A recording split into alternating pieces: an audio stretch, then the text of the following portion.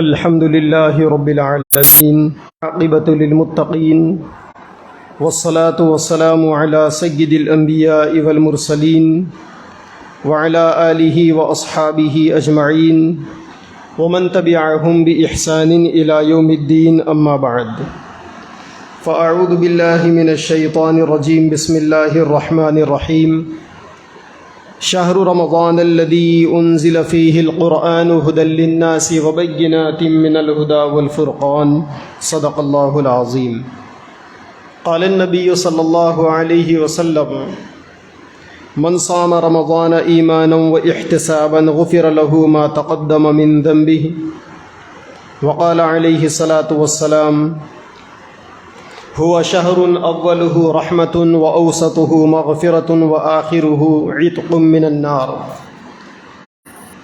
او كما قال عليه الصلاة والسلام۔ اللہ تبارک و تعالیٰ کی توفیق اور اللہ تبارک و تعالیٰ کے فضل و کرم سے ہم سب کو رمضان کا یہ مبارک مہینہ نصیب ہوا ہے۔ یہ مہینہ اللہ تبارک و تعالیٰ نے اپنے کمزور بندوں پر رحمت کرتے ہوئے ہماری اپنی تربیت کے لیے ہمیں یہ مہینہ عطا فرمایا ہے۔ اس مہینے کے اندر ایمان والوں کی تربیت ہوتی ہے اور بندہ اعمال کے ذریعے سے اللہ تبارک و تعالیٰ کے قریب ہوتا ہے۔ یہ مہینہ اللہ تبارک و تعالیٰ نے اپنے بندوں پر خاص فضیلت والا اور خصوصی انعام والا بنایا ہے۔ بہت سے لوگ ہم میں سے ایسے تھے جو گزشتہ سال زندہ تھے، آج وہ ہمارے درمیان میں موجود نہیں ہے، انہیں یہ مہینہ نصیب نہیں ہوا۔ بہت سے ایسے تھے جو رمضان کے شروع ہونے سے 2-4 دن پہلے دنیا سے رخصت ہو گئے، انہیں یہ مبارک مہینہ نصیب نہیں ہوا۔ اللہ تبارک و تعالیٰ نے ہمیں اپنی توفیق سے یہ مہینہ نصیب فرمایا ہے۔ یہ اللہ تبارک و تعالیٰ کا فضل ہے کہ یہ مہینہ ہمیں ملا ہے۔ نعمتوں کی قدر نعمتوں کے ہوتے ہوئے اگر کی جائے تو انسان کا شمار اللہ تعالیٰ کے شکر گزار بندوں میں ہوتا ہے، ورنہ انسانوں کی یہ عادت ہے اور انسانوں کی یہ فطرت ہے کہ وہ نعمتوں کے زائل ہونے کے بعد افسوس کرتے ہیں۔ کسی کے باپ کا انتقال ہو گیا تو اولاد باپ کے انتقال کے بعد باپ کو یاد کرتی ہے۔ کسی کا اچھا دوست اگر اس کی غلطیوں کی وجہ سے بچھڑ جائے تو انسان بعد میں اپنی غلطیوں پر افسوس کرتے ہوئے اپنے دوست کو یاد کرتا ہے۔ یہ انسان کی عادت ہے، جب تک انسان کے پاس نعمت ہوتی ہے اس وقت تک آدمی میں قدر نہیں ہوتی، اور نعمت کے چلے جانے کے بعد آدمی کے اندر قدر کھلتی ہے۔ اللہ تبارک و تعالیٰ نے رمضان کا مہینہ بڑی نعمت والا مہینہ بنایا، لہٰذا رمضان کے ہوتے ہوئے اس مہینے کی قدر کر لینی چاہیے، ورنہ کل آخرت میں ہمیں اس رمضان کی اہمیت سمجھ میں آئے گی، اور وہ دن ایسا ہوگا کہ انسان دوبارہ دنیا میں لوٹ کر واپس نہیں آ سکتا۔ علماء نے تو یہاں تک لکھا ہے کہ یہ مہینہ اتنا بابرکت مہینہ ہے، اور اس مہینے میں اللہ تبارک و تعالیٰ کی رحمتیں اس تیزی کے ساتھ نازل ہوتی ہے کہ اگر اس مہینے میں کوئی کافر بھی اگر مر جائے تو اس کو بھی برزخ کا عذاب نہیں ہوتا۔ اس مہینے کے ختم تک اللہ تبارک و تعالیٰ اس کے عذاب کو روکے رکھتے ہیں۔ تو یہ وہ بابرکت مہینہ ہے، یہ وہ عظیم الشان مہینہ ہے کہ جس مہینے میں عمومیت کے ساتھ اللہ تبارک و تعالیٰ کی رحمتیں بندوں کی طرف متوجہ رہتی ہیں۔ اللہ کے نبی صلی اللہ علیہ وسلم نے فرمایا کہ اس مہینے کا پہلا عشرہ، پہلے 10 دن اللہ کی رحمتوں کے، اس مہینے کا درمیانی عشرہ مغفرتوں کے، اپنے گناہوں کو معاف کروانے کے، اور اس مہینے کا آخری عشرہ جو اعتکاف کا عشرہ ہے۔ رمضان کے مخصوص اعمال میں ایک عمل اعتکاف ہے، 10 دن کا سنت اعتکاف، یہ آخری اشرہ اپنے آپ کو جہنم کی آگ سے بچانے کا اشرہ ہے۔ گویا انسان جب اللہ کی رحمتوں کے حوالے ہو جاتا ہے تو اس کی دنیا سنور جاتی ہے، اور اللہ تبارک و تعالیٰ کی رحمتوں کا اعلیٰ مقام یہ ہے کہ آدمی کے گناہ معاف ہو جائے۔ اور کسی بھی انسان کے لیے اس سے بڑی کامیابی اور کیا ہو سکتی ہے کہ وہ آدمی آخرت میں عذاب سے بچ جائے۔ ہم سب کو اللہ تبارک و تعالیٰ نے اس دنیا میں آزمائش میں رکھا ہے۔ ہم میں سے کس آدمی کا عمل اچھا ہے، کس کا عمل برا ہے، اس کے فیصلے آخرت میں ہوں گے۔ لوگ اپنے طور پر کوشش کر رہے ہیں دنیا کے اندر۔ فَأَمَّا مَنْ أُوتِيَ كِتَابَهُ بِيَمِينِهِ فَسَوْفَ يُحَاسَبُ حِسَابًا يَسِيرًا وَيَنْقَلِبُ إِلَىٰ أَهْلِهِ مَسْرُورًا، کہ کل آخرت میں اللہ تبارک و تعالیٰ جس انسان کا نام اعمال داہنے ہاتھ میں دیں گے وہ لوگوں کو بتاتے پھرے گا، ہَا اقْرَءُوا کتابیہ، لوگوں کو اپنا نام اعمال بتاتے پھرے گا کہ دیکھو مجھے انعام مل گیا، میں کامیاب ہو گیا۔ وہ اپنے گھر والوں کے پاس جا کر مبارکبادیاں دے گا، خوشخبریاں سنائے گا۔ وَأَمَّا مَنْ أُوتِيَ كِتَابَهُ بِشِمَالِهِ فَيَقُولُ يَا لَيْتَنِي لَمْ أُوتَ كِتَابِيَهْ، اور جن لوگوں کو اللہ تبارک و تعالیٰ الٹے ہاتھ میں نام اعمال دیں گے، یعنی الٹے ہاتھ میں نام اعمال دینے کا مطلب آخرت میں ناکام ہونے والے، فیل ہونے والے، دنیا کی زندگی کو اللہ تبارک و تعالیٰ کی عبادتوں میں گزارنے میں ناکام ہونے والے، تو وہ کہے گا یا لیتنی لم اوت کتابیہ، کاش مجھے یہ نام اعمال ملتا ہی نہیں۔ تو وہ نام اعمال انسان کے لیے جہنم کا پروانہ ہوگا، اور جن کو نام اعمال دائنے ہاتھ میں ملے گا وہ جنت کی بشارت ہوگی، وہ انسان جنتی ہوگا۔ تو اس کے فیصلے آخرت میں ہونے، لیکن اس کی کوششیں دنیا کے اندر ہونے کی۔ اللہ تبارک و تعالیٰ نے اس دنیا میں ہم کو صرف عبادت کے لیے پیدا کیا ہے۔ دنیا میں دنیا کمانا عبادت میں سپورٹ کے لیے ہے، یعنی انسان کا پیٹ روٹی سے بھرتا ہے۔ کوئی کتنا بھی بڑا اللہ والا بن جائے وہ ہوا کھا کے زندہ نہیں رہ سکتا۔ اللہ نے دنیا کی ایک سنت رکھی ہے، دنیا کا ایک نظام رکھا ہے۔ تو جب آپ کا پیٹ روٹی سے بھرے گا تو روزی روٹی کا انتظام کرنا یہ آخرت کے اور عبادتوں کے سپورٹ کے لیے ہے۔ یہ نہیں کہ انسان پوری زندگی میں پوری توانائیوں کو، خون پسینے کو ایک کر کر دنیا کے پیچھے پڑ جائے۔ تو دنیا کے اندر دنیا کمانا بھی آخرت کے سپورٹ کے لیے، عبادتوں میں مدد کے لیے، لیکن اصل مقصد تو ہمارا دنیا میں عبادت ہے۔ اور عبادتوں میں اللہ تعالیٰ نے اس مہینے کو خاص اہمیت دی ہے، کیونکہ اس مہینے کے اندر نفل عبادتیں فرض کے برابر ہو جاتی، اور ایک فرض 70 فرض کے برابر ہو جاتا ہے۔ ایک نیکی اس مہینے میں انسانوں کی نیتوں کے حساب سے 70 لاکھ تک نیکیوں میں بدل جاتی۔ 1 روپیہ خرچ کرنا 1 لاکھ روپے خرچ کرنے کے برابر ہو جاتا ہے۔ تراویح کے اندر ایک سجدے کے بدلے میں جنت میں ایک محل ملتا ہے، ایک رکعت کے بدلے میں 100 سال کی عبادتوں کا ثواب ملتا ہے۔ تو گویا ایک قسم کا بمپر آفر ہے، یہ ایک جیک پاٹ لگا ہوا ہے، اور ایسی لاٹری لگی ہوئی ہے کہ پوری دنیا کی طاقتیں مل کر، پوری دنیا کی حکومتیں مل کر ایسی لاٹری آپ کو نہیں دے سکتی۔ کم وقت میں عبادتوں کا زیادہ ثواب، اور اس میں مزید اللہ تبارک و تعالیٰ کی رحمت یہ ہے کہ اللہ نے شیطانوں کو بند کر دیا تاکہ وہ اللہ کے بندوں کو بھٹکائے نہیں، ورنہ عام دنوں کے اندر شیطان بھٹکاتا ہے۔ ابھی آپ دیکھیں عام نمازوں میں ہمارے پاس 2-3 صف نہیں ہوتی، ماشاءاللہ کل 6-7 صف لوگ تراویح میں تھے، اور ہمارے پاس لمبی تراویح ہوتی، بڑے صبر سے پڑھنا پڑتا ہے، سب کو وہ ہضم نہیں ہوتی۔ 2 پارے سکون سے تقریباً 2.25 گھنٹے سکون کی تراویح اللہ کے بندوں نے پڑھی، اللہ نے آسان کیا تبھی تو پڑھی۔ اگر اللہ تعالیٰ ہمارے لیے عبادت کو آسان نہیں کرتے تو ہم کہاں پڑھ سکتے؟ تو یہ اللہ تبارک و تعالیٰ کا رحم ہے ہم پر، اللہ تبارک و تعالیٰ کا کرم ہے ہم پر، اللہ تبارک و تعالیٰ کی توفیق ہے ہم پر کہ ہم عبادتیں کر سک رہے ہیں۔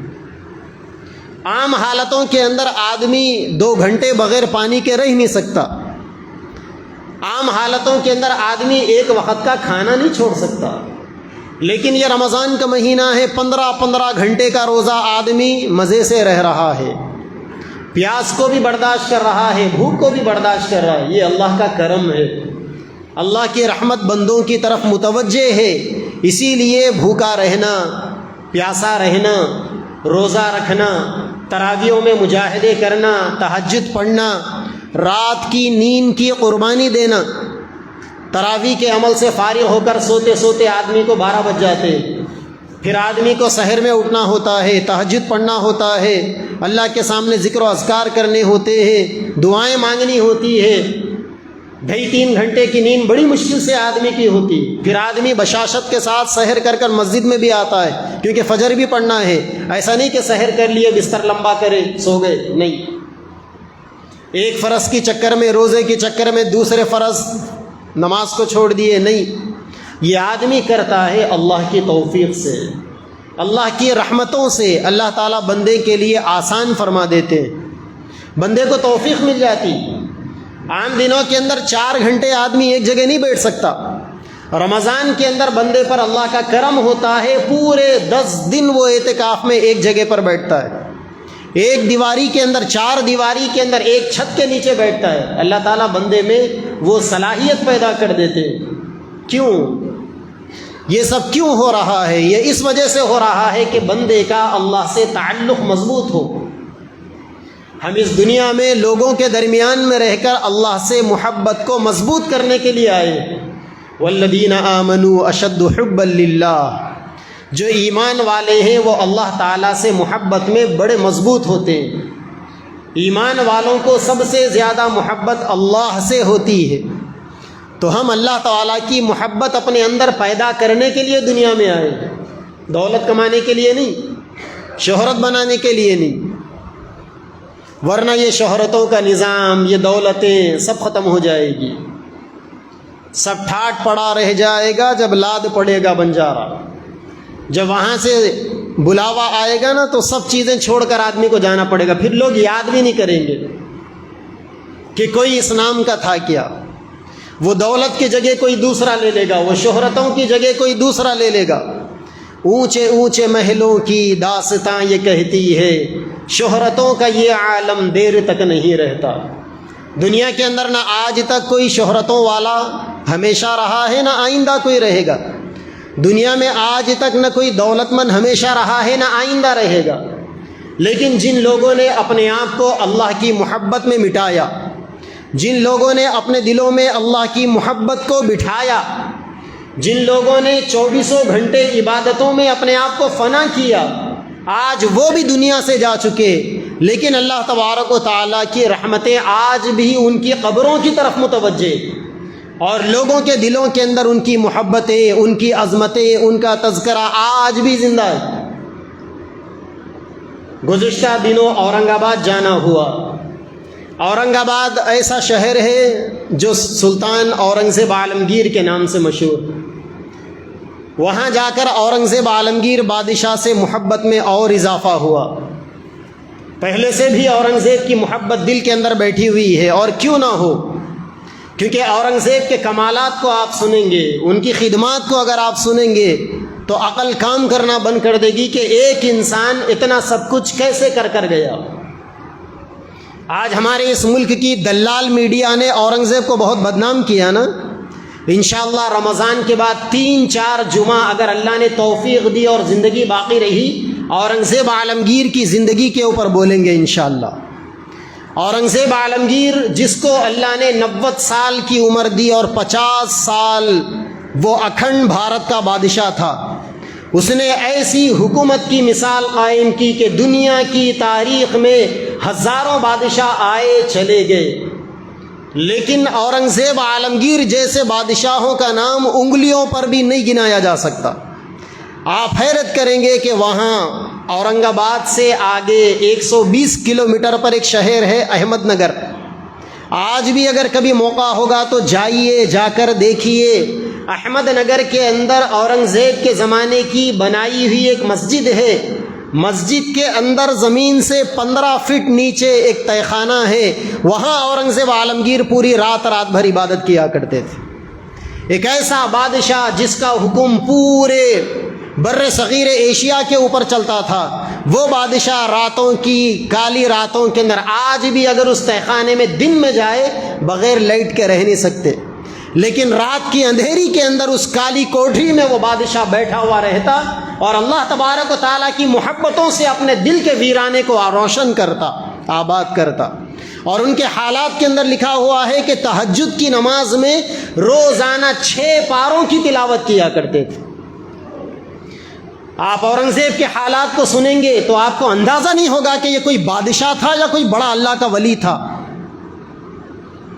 ایسا خوش نصیب انسان کہ اللہ تبارک و تعالیٰ نے اس کو دنیا کا بھی بادشاہ بنایا، آخرت کا بھی بادشاہ بنایا۔ اورنگزیب عالمگیر کی ماں کے نام پر تاج محل بنا ہوا ہے، ان کی قبر کے اوپر بنا ہوا ہے تاج محل۔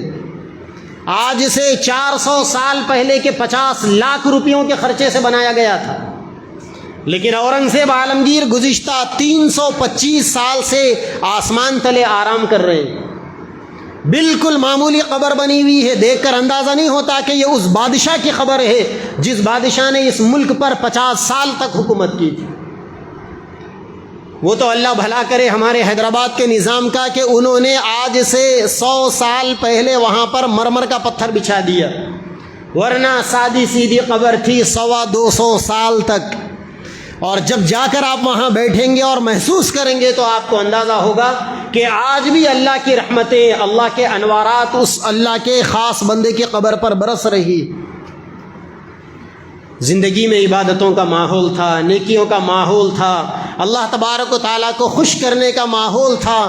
آج 350 سال کا زمانہ ہونے کو ہے ان کے انتقال کے، لیکن قبر پر جانے والا محسوس کر سکتا ہے کہ آج بھی اللہ کی رحمتیں ان کی قبر کے اوپر برس رہی ہے، دل میں اللہ کو جگہ دینے کی وجہ سے، زندگی کے اندر اعمال کی برکتوں کی وجہ سے۔ تو اللہ تبارک و تعالیٰ نے ہم سب کو دنیا کے اندر اعمال کے لیے پیدا کیا، اپنی عبادتوں کے لیے اللہ تبارک و تعالیٰ نے پیدا کیا۔ تو یہ مبارک مہینہ اللہ تعالیٰ نے ہم سب کو عبادتوں کے لیے دیا ہے، اسی لیے اس مبارک مہینے کے اندر جہاں تک ہو سکے انسان کو اللہ تبارک و تعالیٰ کی عبادتوں میں اپنے آپ کو کھپانا چاہیے، عبادتوں کے اندر کنجوسی نہیں کرنی چاہیے، اور اگر عبادتیں کرتے کرتے تھک جائے تو اپنے دل کو چھوٹا بھی نہیں کرنا چاہیے، اللہ کا شکر ادا کرنا چاہیے کہ اللہ آپ نے توفیق دی عبادتوں کی کہ ہم اپنے آپ کو عبادتوں میں تھکانے والے بنے۔ کیونکہ دنیا کے اندر ایک بادشاہ گزرے ہیں، ہارون رشید۔ ہارون رشید بادشاہ نے اپنے ایک وزیر سے یہ کہا کہ کسی بڑے عقل مند آدمی کو پکڑ کر لاؤ، تو اس آدمی نے ایک بڑے زیرک دانشور دانا آدمی کو پکڑ کر لایا۔ ان سے ہارون رشید نے کہا کہ مجھے ایک جملہ ایسا بتائیے کہ اگر میں غمی کے اندر ہوں تو میرا غم ختم ہو جائے، اور اگر میں خوشی کے اندر ہوں تو میری خوشی بھی تھم جائے، کوئی ایک جملہ ایسا۔ تو اس نے ہارون رشید سے کہا کہ یہ وقت بھی گزر جائے گا۔ تو ہارون رشید کو یہ ایک جملہ اتنا پسند آیا کہ انہوں نے ایک انگوٹھی بنائی چاندی کی اور اس کے اوپر لکھا کہ یہ وقت بھی گزر جائے گا۔ تو جب بھی ہارون رشید کے اوپر کوئی مصیبت آتی تو وہ انگوٹھی کو دیکھتے اور پڑھتے یہ وقت بھی گزر جائے گا، تو ان کو تسلی ہوتی کہ یہ مصیبت بھی ختم ہو جائے گی۔ اور جب کبھی کوئی خوشی کا موقع ہوتا تو ہارون رشید اس انگوٹھی کو دیکھتے، انہیں یہ سمجھ میں آ جاتا، پڑھتے ہی یہ میسج ملتا کہ یہ وقت بھی گزر جائے گا۔ تو دنیا کے اندر نہ خوشیاں ہمیشہ رہنے والی ہے، نہ غم ہمیشہ رہنے والے، انسان ہی ہمیشہ رہنے والا نہیں۔ تو جس طریقے سے خوشی اور غمی کا وقت گزرنے والا ہے، ویسے انسان بھی گزرنے والا ہے۔ اگر آپ عبادتوں کے اندر اپنے آپ کو تھکائیں گے، عبادتوں کے اندر اپنے آپ کو کھپائیں گے، عبادتوں کے اندر اگر اپنے آپ کو آپ مٹائیں گے، یہ وقت بھی گزر جائے گا۔ لیکن اس وقت کا جو مجاہدہ آپ نے کیا، جو مشقت آپ نے برداشت کی، یہ مشقت آپ کے لیے آخرت کا سرمایہ بن کر رہ جائے گی۔ اسی لیے اس مبارک مہینے کے اندر ہمیں کچھ اعمال خاص طور پر کرنے چاہیے۔ سب سے پہلے اس مبارک مہینے کے اندر فرائض کا اہتمام ہو۔ نہیں معلوم اللہ کے کتنے بندے ایسے ہیں جو رمضان کے اندر بھی نمازیں چھوڑتے ہیں، اللہ ہمیں معاف کرے۔ جس مہینے کے اندر ایک فرض کا ثواب 70 فرض کے برابر۔ آپ فرض کے ثواب کو ہلکا نہ سمجھے، انسان کو آخرت میں بخشوانے کے لیے ایک نماز بھی کافی۔ اگر اللہ تبارک و تعالیٰ کو انسان کی کوئی ایک عبادت بھی پسند آ جائے تو اللہ تعالیٰ اس کے ساری زندگی کے گناہوں کو معاف کر کر ہمیشہ کی جنت دینے پر مہربان۔ تو اس مبارک مہینے کے اندر سب سے پہلے نمازوں کا اہتمام، اور نمازوں کے اندر بھی تکبیر اولیٰ کا اہتمام۔ کوشش کرنی چاہیے کہ پہلی صف کے اندر نماز پڑھے، اور تکبیر اولیٰ کا مطلب جب امام صاحب اللہ اکبر کہتے ہیں تو ان کے ساتھ اللہ اکبر کہتے ہوئے نماز شروع کرنا، اسے تکبیر اولیٰ کہتے ہیں، اور اس کا بہت بڑا ثواب ہے۔ اللہ کے نبی نے فرمایا کہ جس بندے نے تکبیر اولیٰ کے ساتھ 40 دن نمازیں پڑھ لی، اللہ تعالیٰ اس بندے کو 2 پروانے دیتے ہیں۔ پہلا پروانہ اس بندے کے دل سے نفاق، دوغلاپن ختم ہو جاتا ہے، اور دوسرا پروانہ اللہ تعالیٰ اس بندے کو جہنم سے آزادی نصیب فرماتے ہیں۔ رمضان کا مبارک مہینہ ہے، فجر تو آپ نے پڑھی ہی ہوگی تکبیر اولیٰ کے ساتھ، پابندی سے 1 مہینہ پڑھ لیجئے، رمضان کے بعد 10 دن اور پابندی کر لیجئے، پھر آپ کو وہ پروانے 2 پروانے مل جائیں گے۔ صرف 40 دن آپ کو پڑھنے، 40 دن اگر آپ تکبیر اولیٰ کے ساتھ پڑھیں گے آپ کو یہ بشارت مل جائے گی۔ ہمارے اکابرین دیوبند کے اندر ایک بزرگ گزرے ہیں جو مسلک دارالعلوم دیوبند کے بانی قطب عالم حضرت مولانا رشید احمد گنگوہی رحمۃ اللہ علیہ۔ ایک مرتبہ دیوبند میں ایک مشورہ تھا، مشورہ اتنا لمبا چلا کہ نماز کو جاتے جاتے، نماز میں شامل ہوتے ہوتے ان کی تکبیر اولیٰ چھوٹ گئی، تو نماز کے بعد دیکھا کہ وہ غمگین بیٹھے ہوئے اور ان کے آنکھوں سے آنسو جاری ہے۔ طلباء نے پوچھا کہ حضرت آپ کیوں رو رہے ہیں؟ تو انہوں نے کہا کہ آج 22 سال گزر گئے، تکبیر اولیٰ نہیں چھوٹی تھی، آج تکبیر اولیٰ چھوٹ گئی۔ 22 سال کا عرصہ گزر گیا، تکبیر اولیٰ کے بغیر انہوں نے نماز نہیں پڑھی تھی۔ تو رمضان کا یہ مبارک مہینہ ہے، اس مہینے کے اندر فرائض کا اہتمام، سب سے پہلے تکبیر اولیٰ کا اہتمام، اور دوسری چیز اس مبارک مہینے کے اندر تہجد کا اہتمام نہیں چھوٹنا چاہیے۔ تراویح تو آپ پڑھتے ہو، بلکہ تراویح کا بھی اہتمام ہو۔ عام طور پر دیکھنے میں آتا ہے کہ لوگ ابتدائی دنوں کے اندر 2-4 دن تو بڑی گرمی کے ساتھ تراویح پڑھتے ہیں اور اپنا جوش دکھاتے ہیں، لیکن گزرتے وقت کے ساتھ وہ جوش ٹھنڈا ہو جاتا ہے۔ مسلمان موسمی نہیں ہوتا، مسلمان ابدی ہوتا ہے، یعنی مسلمان سیزن کو دیکھ کر عبادتیں نہیں کرتا، لوگوں کو دیکھ کر بھی عبادتیں نہیں کرتا۔ مسلمان وہ ہے جو ہر حال میں اللہ کی عبادتیں کرنے والا ہو۔ لہٰذا تھوڑا سا تکلیف ہوگی، پیر میں درد ہوگا، لیکن اللہ کے لیے برداشت کرنا سیکھیں۔ آپ روزانہ کے 20 رکعت اگر آپ پڑھیں، مہینے میں بڑی مشکل سے آپ کو 600 رکعت پڑھنے، یہ 600 رکعت کی تکلیفیں آپ کو رمضان کے بعد 2-4 دنوں کے بعد ختم ہو جائے گی، لیکن ان 600 رکعت تراویح کا جو ثواب ہے وہ کبھی ختم نہیں ہوگا۔ اللہ تبارک و تعالیٰ کی رحمتیں، محبتیں جو آپ کی طرف متوجہ تھی وہ کبھی ختم نہیں ہوگی۔ اسی لیے رمضان میں خاص طور پر تراویح کا اہتمام۔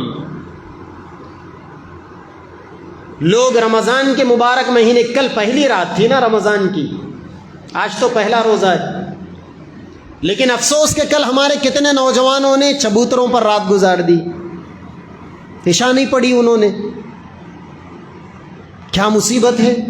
کیا مسلمان اتنا بھی گر سکتا ہے کہ وہ رمضان کو دیکھنے کے باوجود رمضان کی پہلی فرض نماز کو چھوڑ دے؟ مسلمان اس درجے گر سکتا ہے؟ تراویح نہیں پڑھی بہت سارے نوجوانوں نے، حلیم کی دکانوں پر، حریص کی دکانوں پر، ہوٹلوں کے سامنے۔ ارے لعنت ہے ان ہوٹلوں کے اوپر، لعنت ہے ایسے کھانوں کے اوپر جو آپ کا تعلق اللہ سے جوڑ نہ سکے۔ کیا کھانے ہیں یہ؟ زہر ہے زہر. یہ اگر اس سے تو بہتر ہے کہ آدمی مسجد میں آتا, زہر کھاتا, اللہ کے نام پر جان قربان کر دیتا. اور یہ حلیم کھلانے والے, حریص کھلانے والے, ہوٹلوں والے اگر یہ مسلمان ہیں تو ان کو بھی سوچنا چاہیے, جائزہ لینا چاہیے. عبادتوں کے موقع پر دکانیں کھول کر بیٹھے ہوئے, مسلمان ہو تم؟ شرم آنی چاہیے تمہیں. پیسہ کماؤ گے, آگ بھرے گا یہ پیسہ تمہارے پیٹوں کے اندر اگر لوگوں کی عبادتوں کو اور اپنی عبادتوں کو خراب کر کر 2-4 کوڑی کے پیسے اگر تم کماتے ہو. اسلامی گورنمنٹ اگر ہوتی تو لے جا کر گردنیں ماری جاتی ان کی. احساس نہیں, جس خدا نے پیدا کیا, جس خدا نے عزت دی, جو خدا روزی روٹی دینے والا ہے, جو خدا عزت اور ذلت کا مالک ہے, اس خدا کو ناراض کرے. رمضان کا مہینہ اس خدا نے تمہیں عطا کیا اور تم فرائض چھوڑ دیے, تہجد چھوڑ دیے, تراویح چھوڑ دیے, روزوں کو چھوڑ رہے ہیں تم. یہ مسلمان ہے؟ یہ تصور کر سکتے ہیں کوئی کہ مسلمان اس درجے گر سکتا ہے؟ اسی لیے تراویح کا اہتمام, ساتھ ہی ساتھ تہجد کا اہتمام. اگر آپ تہجد میں اٹھ نہیں سکتے تو سونے سے پہلے 2-4 رکعت نوافل تہجد کی نیت سے پڑھ کر سو جائیے. کیونکہ کسی دانشور نے کہا کہ 5 نمازیں مؤذن صاحب کی اذان کے بعد فرض ہوتی ہے, اور تہجد ایک ایسی نماز ہے جو اللہ کی طرف سے بندے کے دل پر اذان ہوتی ہے. تہجد میں کون بندے بیدار ہوتے ہیں؟ جنہیں اللہ جگاتے ہیں وہی بندے بیدار ہوتے ہیں. اسی لیے رمضان کا مبارک مہینہ ہے, تہجد کے مبارک لمحات ہے. اللہ تبارک و تعالیٰ پورے طور پر بندوں کی طرف متوجہ ہے. یہ موقع اپنے ہاتھوں سے گنوانا نہیں چاہیے, اور اس مہینے کے اندر جہاں تک ہو سکے نوافل کا اہتمام کرنا چاہیے. نفل نمازیں جتنی ہو پڑھنی چاہیے. اگر زندگی کے اندر کچھ فرض نمازیں اگر قضا ہو گئی تو اس کی قضا کر لینی چاہیے, اور ساتھ ہی ساتھ قرآن مجید کی تلاوت کثرت سے کرنی چاہیے. یہ مہینہ رمضان کا مہینہ قرآن کا مہینہ ہے. اس مہینے کے اندر جتنا ہو سکے قرآن کی تلاوت, اگر پڑھنا نہیں آتا تو سیکھنے کی کوشش کیجیے, یا جو پڑھنے والے ہیں ان کے بازو میں بیٹھ کر سنیے, یا آخری درجے کے اندر موبائل کے اندر لگا کر قرآن کو سنیے. تنہائی کے اندر قرآن کے الفاظ پر غور کیجیے. اللہ تعالیٰ آپ سے کچھ کہنا چاہتے ہیں قرآن مجید میں. جو بندہ قرآن مجید کی تلاوت کرتا ہے وہ اللہ سے بات کر رہا ہے. اصل میں آپ قرآن مجید پڑھ رہے ہیں, اللہ سے بات کر رہے ہیں. اگر آپ کو 8-10 سورے یاد ہے, 2 رکعت نفل نماز پڑھیے, 5 سورے پہلی رکعت میں, 5 سورے دوسرے رکعت میں پڑھیے. اپنی نمازوں کو لمبا کیجئے, قرات کو لمبا کیجئے, رکوع کو لمبا کیجئے, سجدوں کو لمبا کیجئے.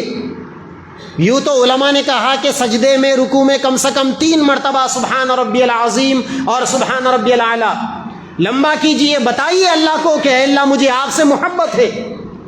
بتائیے اللہ کو کہ میرے نبی نے فرمایا جو بندہ سجدہ کرتا ہے وہ دراصل اپنے آپ کو اللہ کے قدموں میں گراتا ہے. آپ بتائیے اللہ سے اے اللہ میں نے اپنے آپ کو آپ کے قدموں میں ڈال دیا, سرنڈر کر دیا میں نے آپ کو, اپنے آپ کو آپ کے سامنے. نہیں جاتے لوگوں کے سامنے آپ کے پیر پڑوں گا, میں کیا کال مکتا تیلگو میں, ہاں جی, میں آپ کے پیر پڑوں گا. ارے کیوں پیر پڑیں گے آپ اپنے جیسے انسانوں کے؟ اللہ کے پیروں میں گریے, اللہ کی قدرت کے سامنے اپنے آپ کو فنا کیجئے.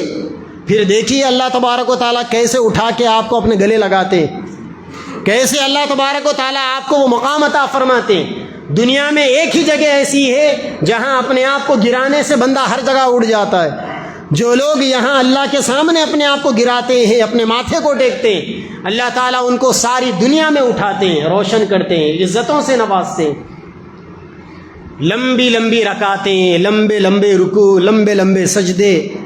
ہمارے نبی رمضان کے مبارک مہینے کے اندر آدھی آدھی رات تہجد میں گزارتے تھے, اور جبریل امین آتے, ہمارے نبی جبریل امین کو پوری پوری قرآن پڑھ کے سناتے تھے روزانہ.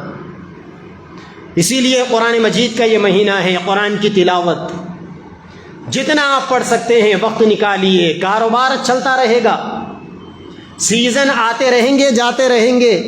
4 پیسے اگر 4 پیسوں کی آمدنی کم ہو جائے دنیا نہیں لوٹتی اس سے, لیکن یہ مہینہ عبادتوں کا مہینہ ہے. ابھی سے پلاننگ کیجئے 30 اخیر کے عشرے کے اعتکاف کے لیے.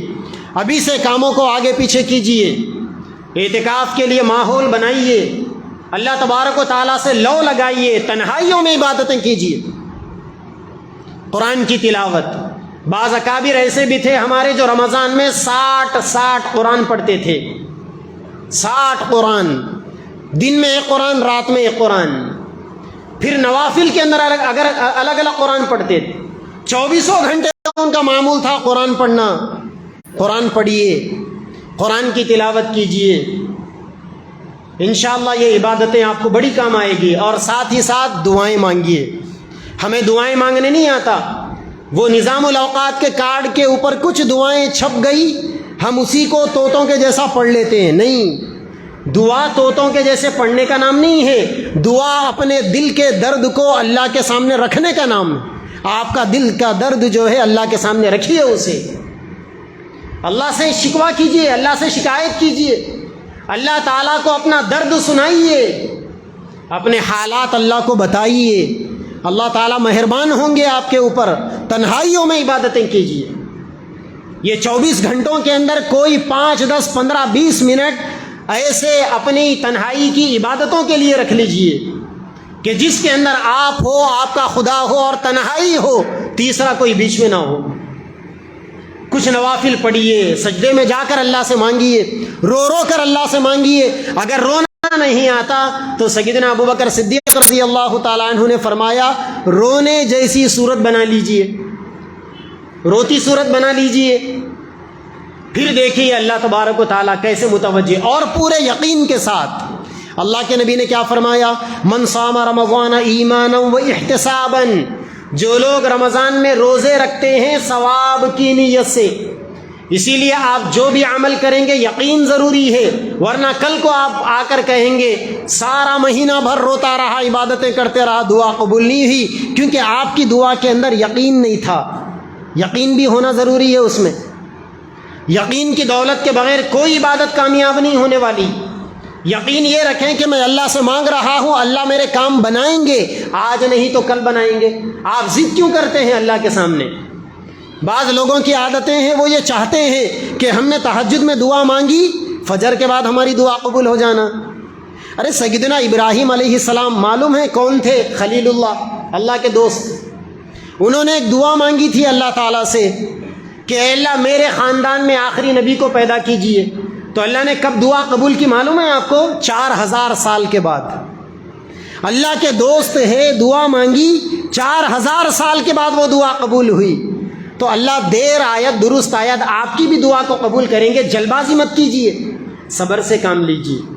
اور ہم تو صبر ہی کر سکتے ہیں نا، اللہ سے لڑ تو نہیں سکتے کہ آپ نے میرا کام یہ کیوں نہیں بنایا، اور اللہ سے لڑ نہیں سکتے اور اللہ نے ہمارا کام نہیں بنایا تو دنیا میں کون بنائے گا ہمارا کام؟ اسی لیے صبر. مومن کا سب سے بڑا ہتھیار صبر ہے. مومن کی سب سے بڑی ہمت صبر ہے.